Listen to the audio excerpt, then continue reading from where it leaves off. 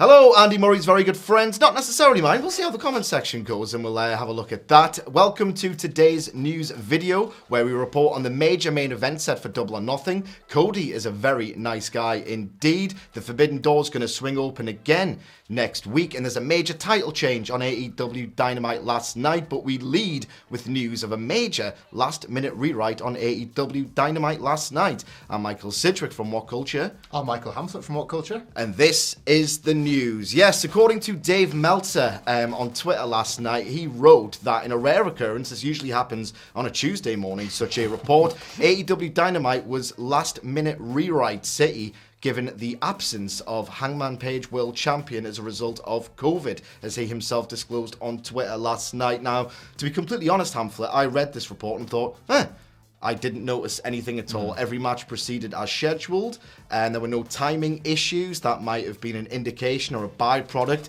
of some last-minute panic backstage, given that the show was very different to what was originally envisaged. I assume that there was meant to be some angle or a stare down or a promo or something of that nature set to advance the Hangman Page CM Punk feud. But if anything, I'm not saying it's a good thing that Hangman Page missed the show, but these are professionals, they know what they're doing, and this applies very, very much in the case of CM Punk, who cut a tremendous short promo, saving a lot for the weeks to come to set up that match. There'll be lots of talk about how great this match is going to be in the very near future. Hopefully they'll let us into the story and it'll be great. But did you have any sort of inkling that there was potential panic afoot last night? Not really. Was there a safer pair of hands really than CM Punk to cut a stirring rallying cry sort of promo when potentially there was going to be a bit of a face-off between the two?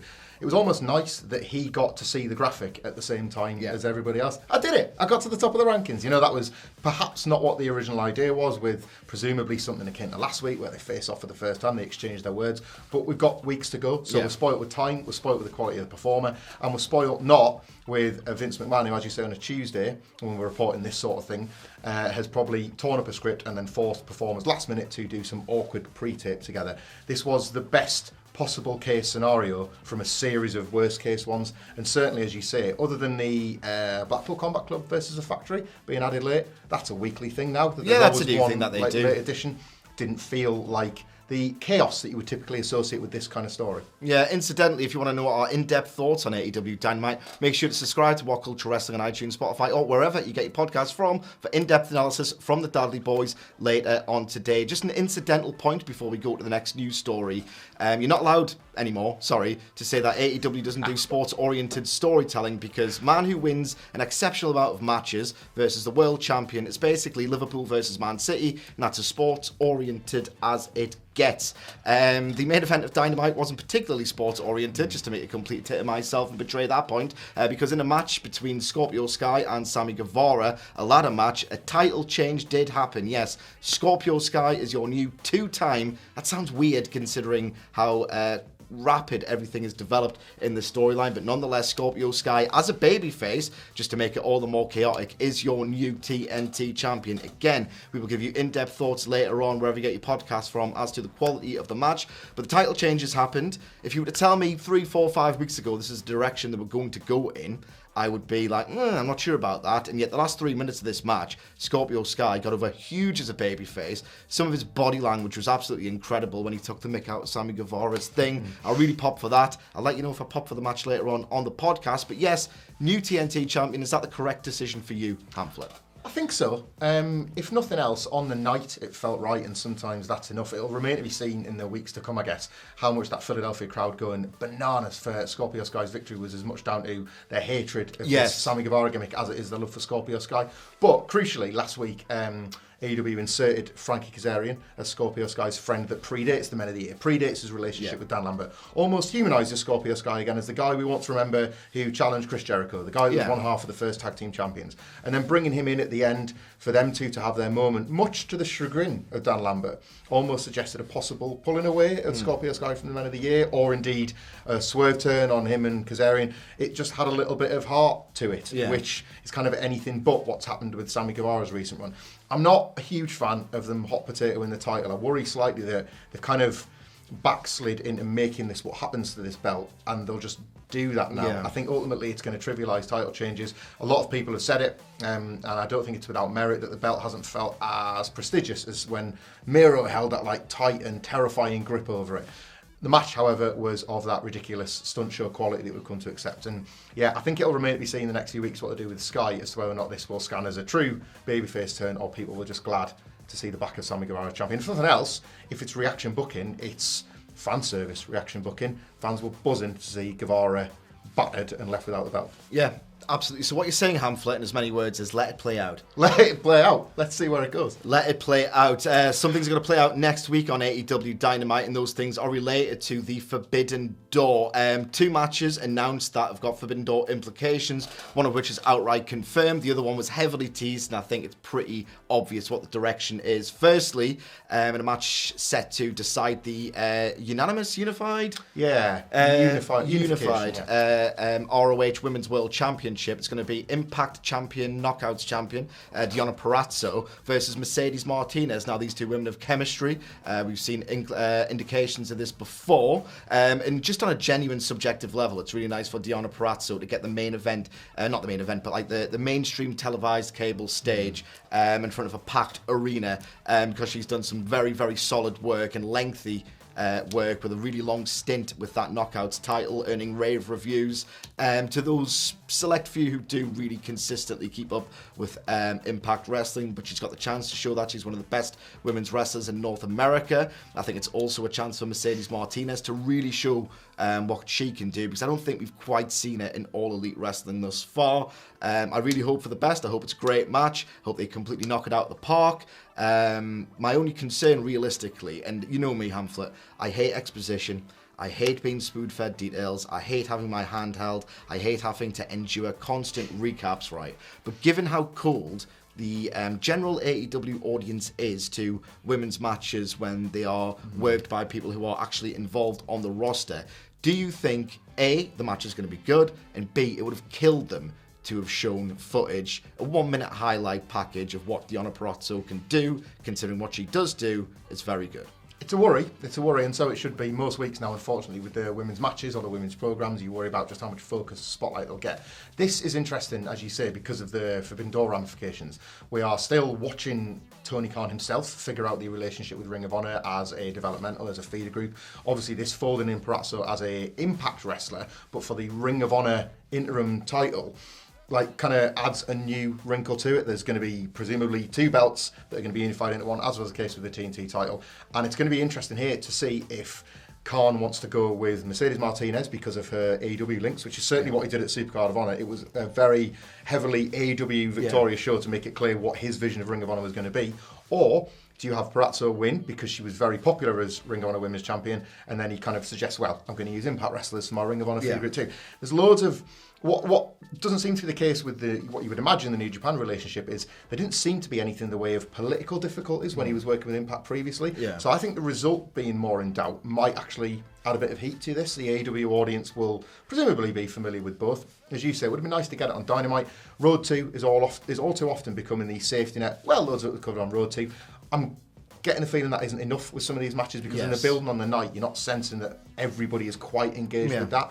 It remains to be seen. Belts go a long way, titles go a long way. Right, unification stuff goes a long way to kind of elevating the heat, but it wouldn't hurt them at least using Rampage while there's still time left to put a little bit more, like throw a bit of gas on the fire. Absolutely. I expect, just following on from that point, that the vast majority of AEW fans will be aware of the man who was explicitly teased as Wardlow's next opponent on Dynamite last night in a really fun monster mash. Wardlow went over Lance Archer. This obviously annoyed Maxwell Jacob Friedman because his latest mercenary didn't get the job done, so he decided to reach into those deep pockets and hire another. In a backstage segment, he rang somebody, it wasn't explicitly easy for me to say clear who it was, but we kind of got an idea. MJF described this man as taller, more intelligent, and something else. He said you can't teach that. So Tenzo Amore. I mean, if only he had the height.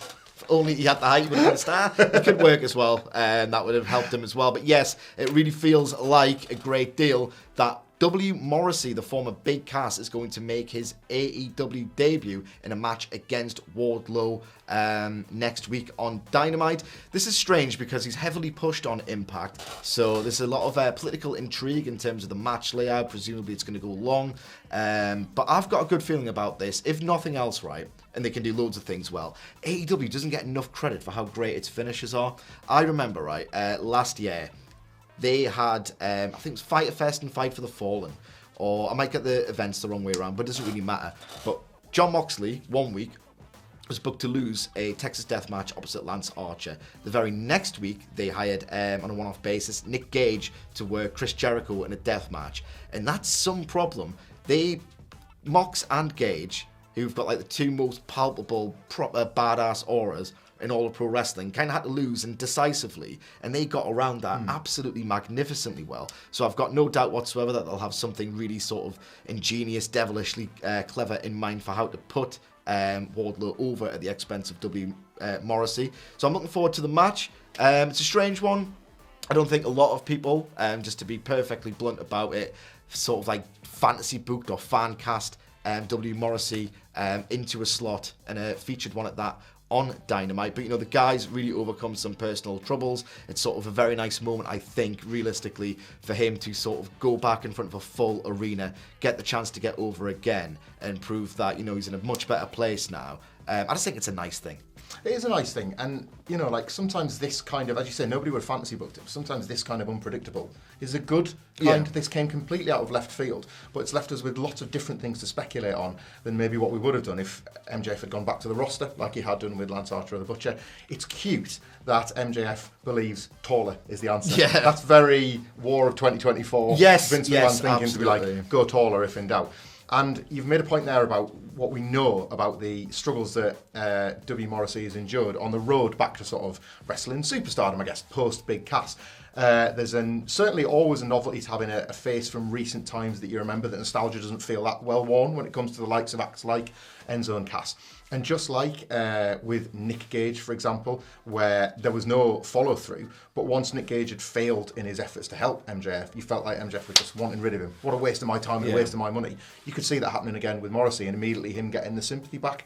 Yeah. Jeff Cobb was once an Inner Circle hitman in very much the same way. That was awesome as well. The heels... That finish was awesome as well. Yeah, the heels feel like they're getting something, and we as fans get something else, and there's almost a bit of a heart in the mercenary by the end. They're quite cool at making the whole thing feel quite nice by the end. I want this ultimately to MJF to just keep looking up and eventually paying out big for Paul White to get out the commentary table and work the big match. But not the giant I would have expected you to say. No, who do you really want to see Hamflet? Look, I want Big Kev to get the payday. Obviously I do. If we get Kevin Nash and Bret Hart on AEW television within the same sort of month or two, with these continuing inference to either men, I mean, the wrestling war is over as we know it. Like, Vince McMahon's in trouble. Like, he's going to look at that and he's finally like, they are actually competition like Ted Turner's show. I don't know what this says about you and your sort of weird, like, telepathic connection with Vince McMahon, but I genuinely was teeing you up to say the Great Khali. Oh, yeah, him as well. I'll take him. Like a giant challenge. I would love that. The giant invitational series. And if nothing else, like a test of Wardlow's... Giss. I want to see Wardlow bump and feed for the big chop. I want to see what kind of spring he's got. Good snap. Good snap. Good snap for Khali chop. That's how a guy gets over. Snap. So from one nice story to another... One WWE superstar to another.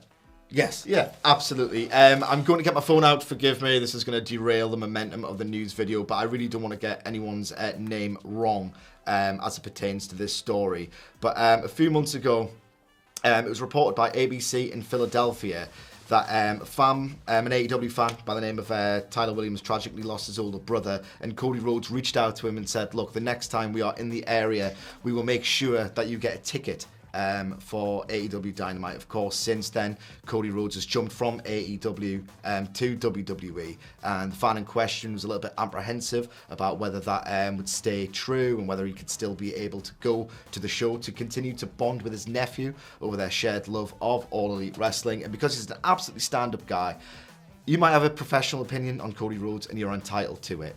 Something like this has worked with the community outreach program, and particularly how much good he did for the Huber family. The guy's incredibly sound in real life is Cody Rhodes, and despite being in WWE, he stayed true to his promise. He got the guys tickets, and he also put in a little complimentary ticket for, I believe, the Saturday night's main event, which is how they are branding this month's tour.